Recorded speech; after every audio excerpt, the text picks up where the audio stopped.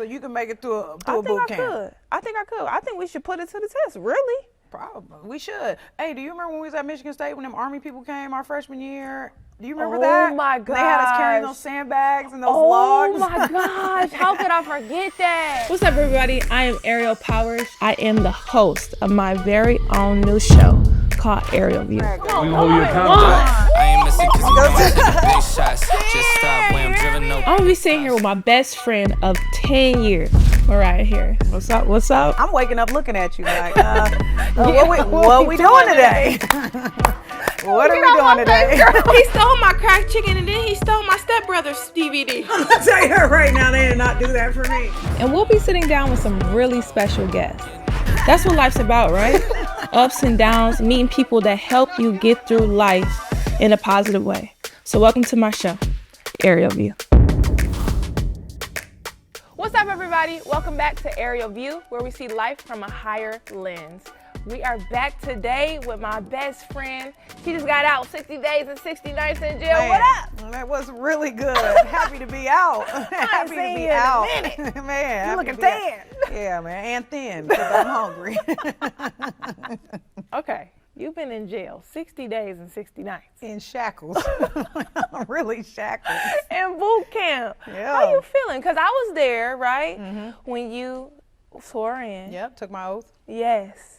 And then you had to leave me for 2 months. So I want to know everything, the ins and outs, what you eat, what you didn't eat, the people. Like, because when I first texted you or called you, you was in a house with a couple other people, right? Yep. So tell me about that. OTS is completely different from like the regular boot camp because it's officer training school basically. It was an experience. I mean, it's a training environment. I mean, kind of no different than basketball if you really think about it. I mean, you go in there and your expectation is, I come here to train, to learn X, Y, and Z, to put in this amount of work for an outcome. Okay. So as far as what I ate, now you know me. Because you like to eat. And I'm not going to lie. Yesterday we went to eat and I was like, friend, what's going on? You ain't eating the same. They done shrunk my stomach. It's all a mental. It's a mental thing when you're there. I eat like every 2 hours any other day, right? Yeah. So how was you eating this time? It was a struggle for me to be on somebody else's time. To be eating, I'm gonna tell you that. But every day I was like, Lord, just one more day, Lord, please. Was the food nasty? Again, Be honest. So listen, it's a training environment. Now they said it's not true, but I think they make the food bad at the beginning to build you up to make it good throughout the weeks. Like, I mean, the first week I was like, this is slop food. Like, I'm looking down at the plate. Like, if I could take a picture of my food, I was like, Bob, every day I was going home calling my Bob, like, Bob, I can't believe they got me living like this. The military really got me living like this. But, okay, so talk about when you came into a situation, because it's difficult to go from basically not living with anyone to living with, what, 3 or 4 different girls, right? 3 other roommates, yep. And then different personalities, different, where they come from is different. So everything plays a part into friendships. How was it? Because you switched. First you were with 3 girls and then you switched. How was the first group? The first group was amazing, and that's the best part of like being in the military for me is like meeting different people, different walks of life, different experiences and stuff like that. I had 3 other roommates. Okay. 2 pharmacists and a lab girl. Okay. It was, again, different personalities, but again, it's a training environment, so it was very nice to know that like we're all here to help each other. Yeah. So it was like, okay, and then again, it's a training environment. They try to shake things up. What that mean? Meaning Come on, you got to take us through. We wasn't with you. Okay, so I was with them for like a week and a half. Okay. 2 weeks maybe. Okay. And then last minute, shake stuff up, move you into a whole different room with whole different people to basically start the process all over, make you pack all your stuff up and move across campus. After a couple weeks? Yeah, they try to make it, it's more like a mental thing. Yeah. They try to make you mentally exhausted, super fatigued, long days, and they try to see how you're going to perform in environments that make you tired. Like, what decision are you going to make when you're mentally and physically tired? That's basically what it's about. That's really important, because even with basketball, you got to go through fatigue. You got to go through injury. Who are you when things aren't going your way? Yeah. That is extremely, extremely important in character building. So I got a question then. You said, okay, you switched roommates. Yep. and things were exhausting. Because you were getting up at what time in the morning every morning? Like 4 a.m. We had to be out of our dorms at 4:30 on the dot for physical fitness every day. So my question is, was they going through y'all stuff and make sure y'all tidy up y'all stuff that early in the morning? Oh, absolutely. You had like dorm inspections. You got to roll your T-shirts, roll your socks a certain way. It really comes down to discipline too. Before you leave at 4?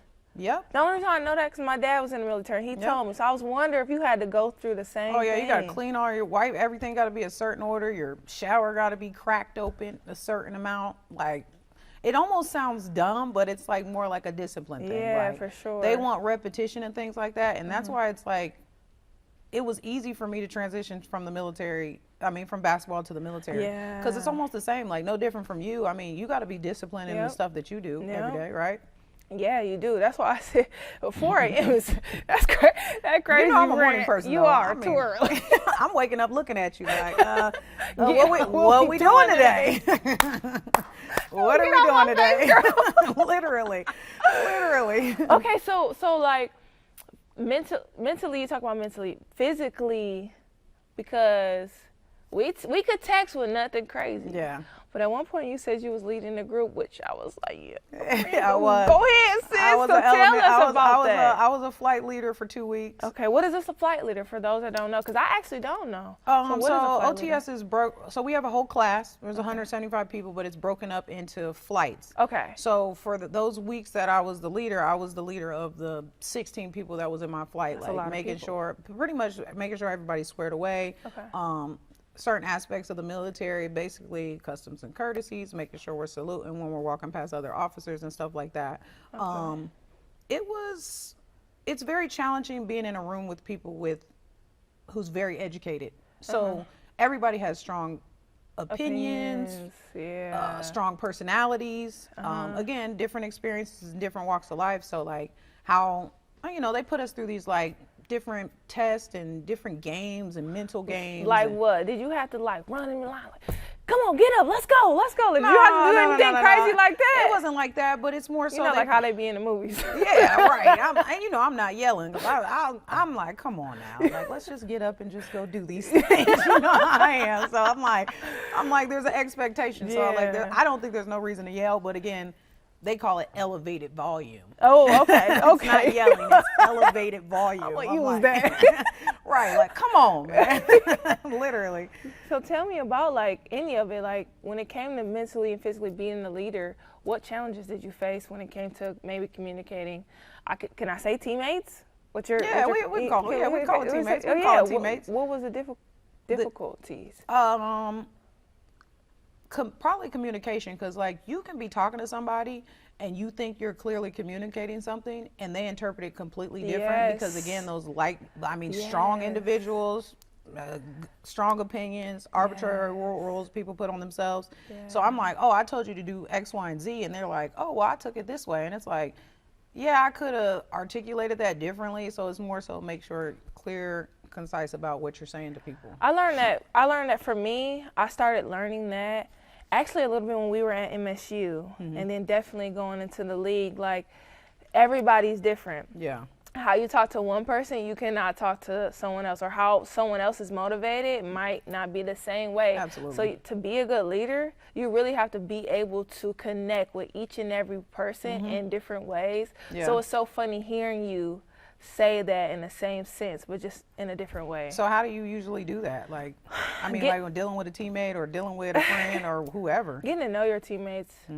I learned that a lot when I played with the Mystics, especially that year we won. We didn't win only because we were good. We were good. Yeah. But hanging out with the teammates, right? Like getting to know each other off the court was so pivotal in our season, how we gravitated to each other. For example, we would go out and hang out, like actually hang out. Like, what you doing tonight? What we doing tomorrow? Like, we would go hang out. So you start creating these bonds and you start knowing each other off the court. So you know when I'm like, hey man, get in help side, like what's going on? It's not like if you like you better be there. Elevated volume. Yeah, it's more so like, you know what, I know her, I know she got my back, I know she rock with me. She right. I'm gonna get in help side. And that's where when our communication got like that, because of how we were off the court, it was hard to stop us. And I think that's really why we won our championship, because the culture, we started building a culture. Yeah. And it all was because we really rocked with each other, and we cared, and we knew we wanted best for each other. Yeah, that's kind of the same with the military. It's like a positive work environment where you can just go to somebody like, hey, I need this done, and trust that they're going to do it, and listen to the what I'm trying to say instead of how I'm saying it. Easy. Everything's going to smooth like butter. So I got a question. So, you know, you got fresh out of jail, I can say. Free me. That's what I was yelling. And I'm like, we got to do the podcast. Yeah. He's like, I got to go shopping because I ain't got no clothes here. Man. So wearing uniform every day. Has your style changed when you came out to go ahead and do your thing? Has your style changed? Has it stayed the same? Or what's going on? I'm gonna say it hasn't really changed. You can tell when somebody's in the military. Yeah. So I try to not look like I'm in the military, because I mean, you see guys with the high top fade and all that stuff. It's like he's definitely in the military, because all of them got the same haircut and stuff, and all the women wear their hair the same way. And really? I mean, yeah. So I'm gonna say, has it changed? Not necessarily, but I do try to like not do too much and not try to be like, oh, you can tell that she's in the military. Okay. So what are the, like, when it comes, because you hoop, we both hooped at MSU. When you were there, when you were actually in boot camp, what were some more similarities to maybe hooping? I know I talked about communication to your teammates. What are some other similarities that maybe I am not thinking about because I wasn't in your shoes there? Ooh, that's a good question. Making sure everybody is like working towards the same goal. You know, everybody has their own individual goals, but when you're working with others and we have to complete a task or complete a mission, they have to know, like, this is what the mission is, this is the plan for us to complete the mission, and were we mission successful at the end of the day. So, I mean, if you think about like basketball and stuff, like, I don't know, some people have goals to win a championship. Yeah. Some people just have goals to just play and make money. That's true. Right? So, like, when you think about stuff like that, are you playing to win, or are you playing to make money at the end of the day? You know, so I think of things like that because, I mean, there's a mission that we got to complete every day. Like, you know, even different units have their own separate missions. So, when I think of basketball, that's what I think about. Okay. Like, it's the same thing. So now you're kind of out of that situation. For me, when it comes to, like, resetting my mind, like, when things are bothering me, I go to video gaming, I go to streaming. That's another outlet. It's almost putting myself in another world that I really, really, really enjoy. And that's kind of how I break away from your normal day-to-day stuff, and kind of, it relaxes me. So now that you are kind of out of boot camp, I know you're still doing your thing, but what do you do now to kind of reset yourself, where then you can start to refocus? Do you have anything that you like to do? I know I got you a PS5 or whatever. I ain't seen you playing it in a minute. Which is still waiting to be delivered at my new house. For real? Yes. But what I like to do, I like watching movies and stuff. Being in there, I mean, you're on a strict schedule. You don't do regular stuff on a regular day. You don't have your phone all day. You can't have your phone all day. Well, thanks for telling me this now. Yeah, when you was texting me, I'm like, I'm busy. You was. I'm busy. I'm super busy. You was. Yeah, because there's like I said, stuff that we had to complete. But just to reset, I like just going back to the normal stuff that I like doing. Like what, friend? Lifting weights. I mean, I couldn't even go to the gym when I was there. I mean, we ran outside every day and did push-ups and sit-ups and stuff like that. You know, like you body weight lift? stuff. Nope. Yeah, and I know how you feel about the gym. Yeah, so I'm Me like, and this girl was in Vegas. Who wakes up early in Vegas to go to the gym? We did. We literally went to lift. Yeah. Why you couldn't lift though? Because like there's so many people there on a training campus like that. They only allow like 2 people per flight to go, like on certain days, and it's like a short period of time. In my whole class, 175. How is it gonna be 2 people per time? The gym there is like super, super small. So like, I just like getting back to normal stuff like that. Dang. Watching movies, going to the gym, just getting back to my normal routine instead of somebody else's normal routine. Yeah. So that's how I like just let go and relax. That is crazy you couldn't go lift though. I know that was tough on you. Yeah. Because mentally, I know you love to go to the gym. Yeah, I feel weak. Oh, man. You friend, you look great. You look great. Don't worry about it. I'm in cover. Seriously, what are some things that you usually do? I mean, other than gaming, is there other things? That's true. So yeah, actually, just like literally 2 days ago, for the first time in a while, I went fishing again. I love. Did you catch something?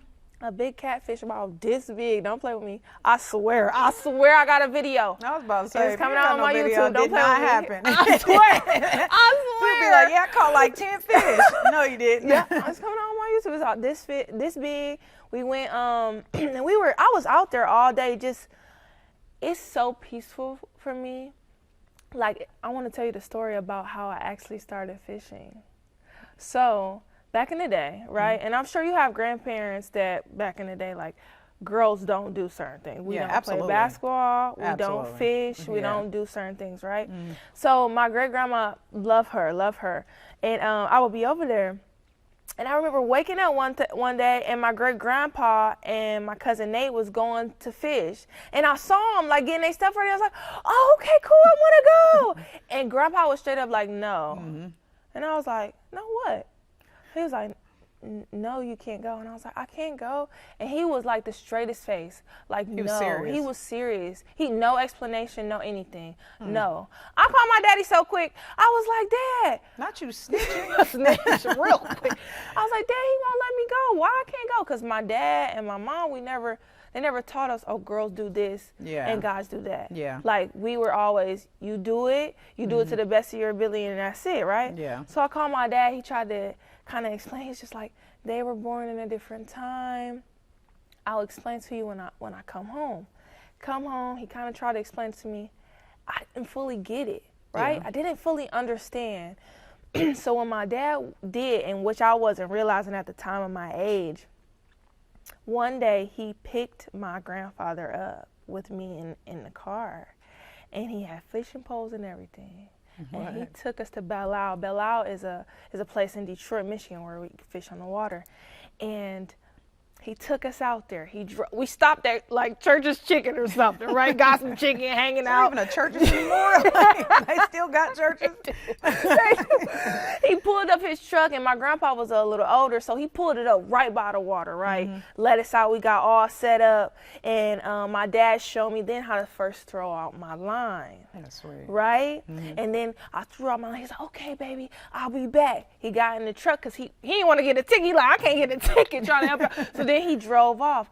On his way back, he's running. I could see my dad running to get back to us before we, caught the fish. Grandpa was there, and I was there, and I remember something hit my line. I was like, I think I got a fish. I'm running. Dad, hurry up. Right. He running. and I just remember my grandpa's face, though. He was just like kind of in amazement, like, wow, like, because I caught technically the first fish. He just looking like, wow. And I reeled it up, and it was a small baby catfish like this. It was small. And Dad helped take it off. And that was such a powerful moment and memory, not only for me, but for my grandpa too, because he wasn't born in that time. Yeah. And now you have women doing such amazing things, more than fishing. But that moment was a teaching moment that I feel like my dad was actually not just trying to teach me, but my grandpa too. Yeah, absolutely. And that moment for me was like a stone that I will never forget, and a moment that made me also love fishing. So I finally went fishing the other day with my uncle and my pops. So yeah. You remember when we went fishing? Hold on. Wait, hold on. Because that's why I don't believe you caught anything. Because you had me out there willy-nilly. So usually I already had a fishing line together. This time, the fishing line wasn't together. I couldn't figure out. You had me thinking you knew what you was doing. I just didn't have a fishing line. I'm not going to lie. I'm a rookie. I'm going to go fishing with you. But we can go again because I know what I did wrong. I didn't tighten up the little thing I know what I did wrong. Because us going to Walmart off a whim, like, let's just do this today. It's crazy. Like, just buying fishing poles. I'm every woman. Take me to the pond.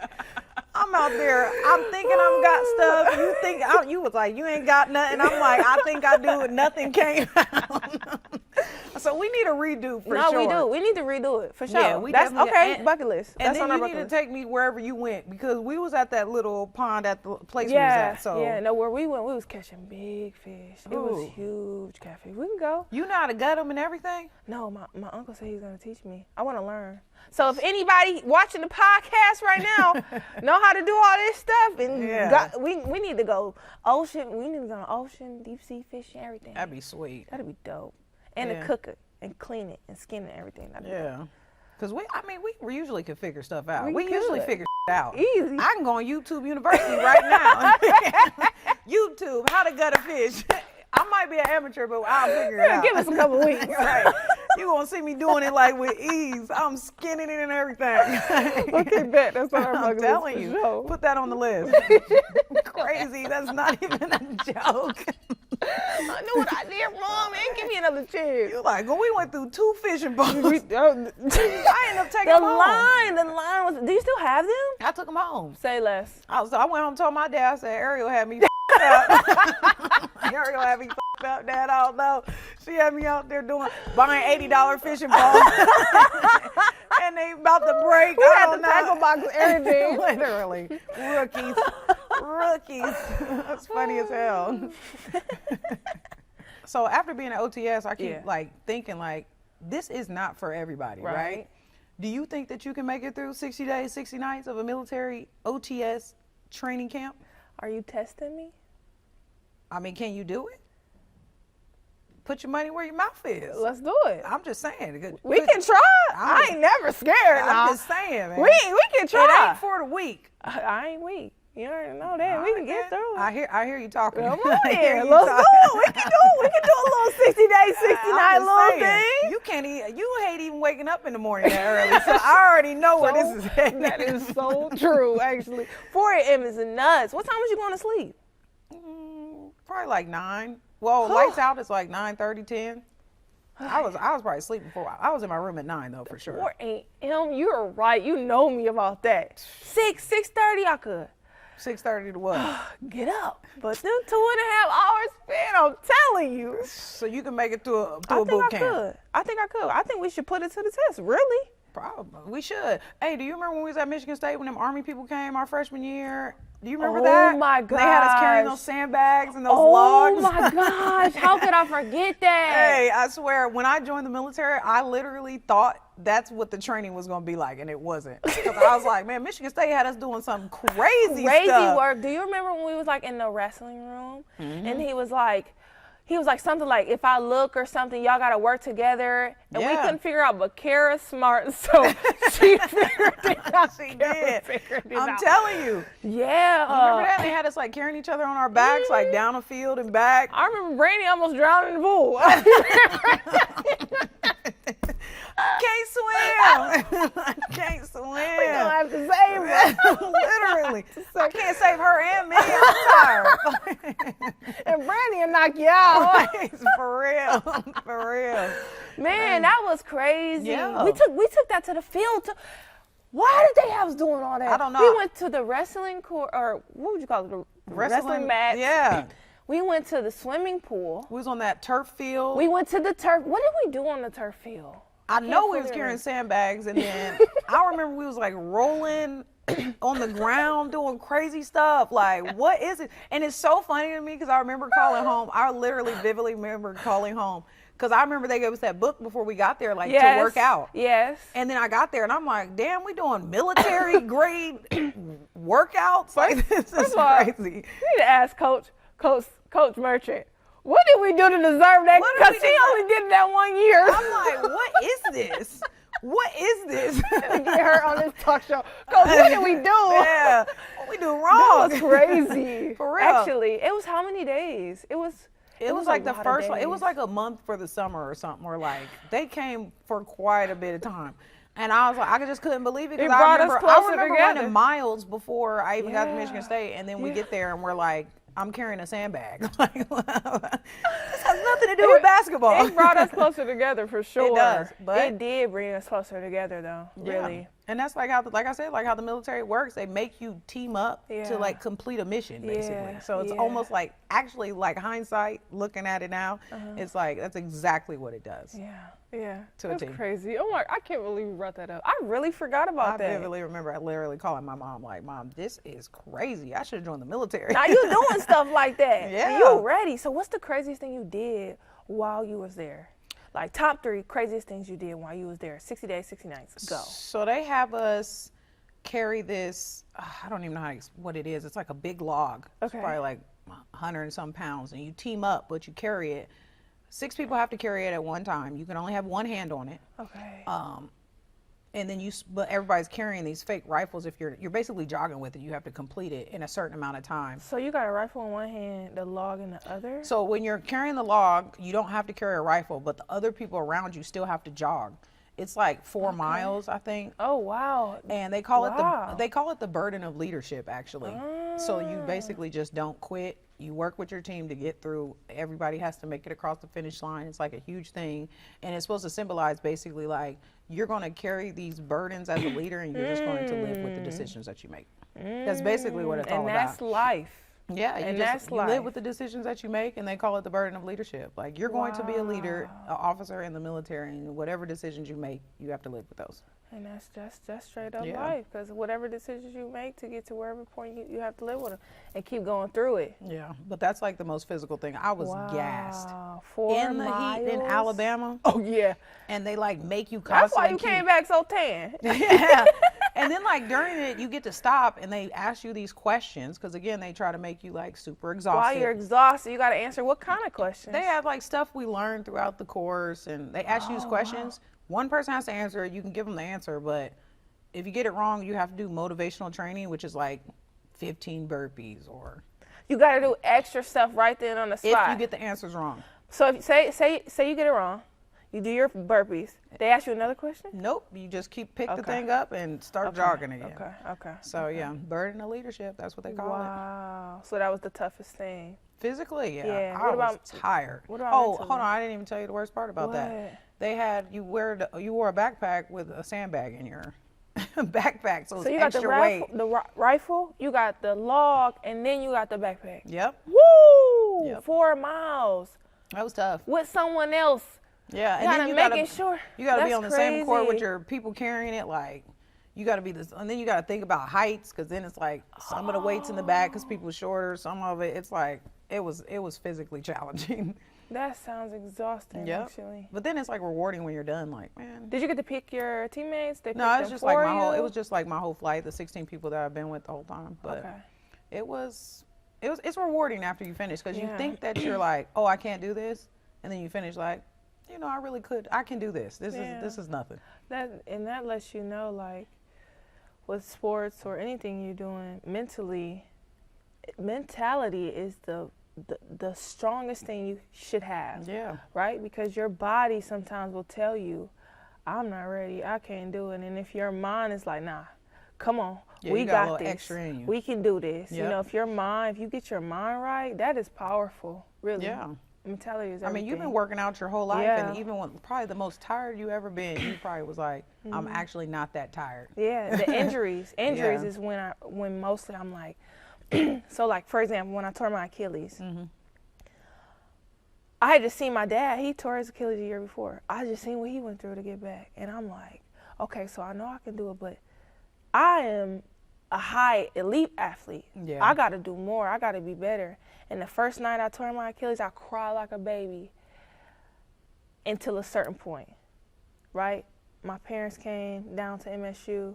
I cried for the first, like, I don't know, couple hours till I realized, and then my dad was like, okay, so when you're going to stop and get your mind set to shift onto what you need to do to get back to where you were, right? Yeah.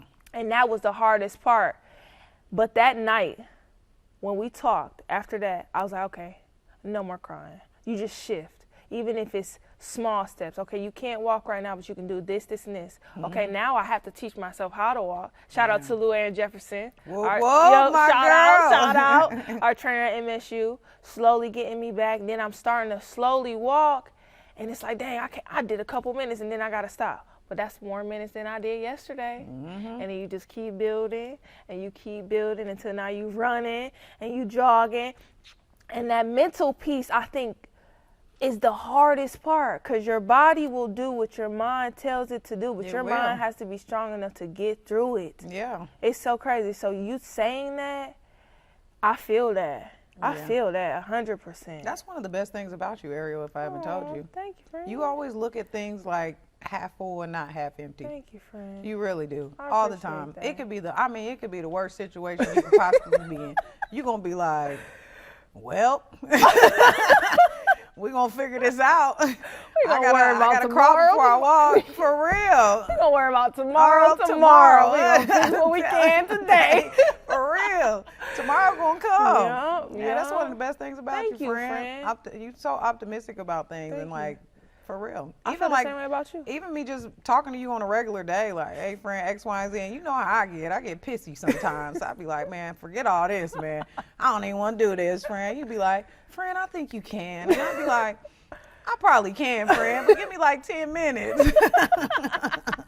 Give me 10 minutes, and then I'm going to get through it. But that's one of the things I think that makes our friendship so great. We push each other. Yeah, but absolutely. sometimes we got to talk straight to each other when we in that mindset, and it's important to have friends like that. You got to have friends like that. Like, okay, you good? Well, get your ass up. We got some stuff to do. Right. I'm going to let you be mad for right now. Bit. But 30 minutes from now, get your ass up. My dog. My dog. Yeah. I'm going to bring it in, my dog.